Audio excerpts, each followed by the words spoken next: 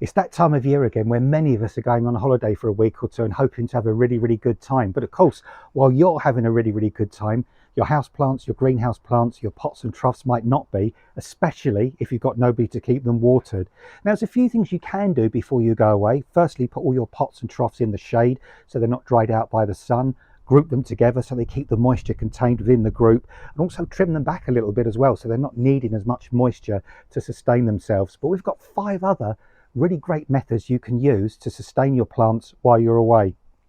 Firstly, you can use a super absorbent material like this food packaging I've got here, for example, and you can see that really does hold on to the moisture. Or you could use capillary matting. I've cut out a circle of this and put it in a large saucer, but you could put that in a tray, for example. Give that a really good soak until the moisture just comes to the top, and then you can stand your plant on top of this. It'll soak up by capillary action and support your plant for up to a couple of 2 weeks. I've actually got a lobelia plant here that's going to be nice and happy while you're away. Another thing you can use as well are water globes. These are globes that you simply fill up with water and then very quickly just turn and push them down into the soil like so, and that will release the moisture over a long period of time, as the one I've got here. This has been in for a day or so already, and it's already released some moisture, but it's going to sustain those plants so you don't have to worry about them drying out. Another thing you can use are water spikes. These are actually made of terracotta, so they're actually porous.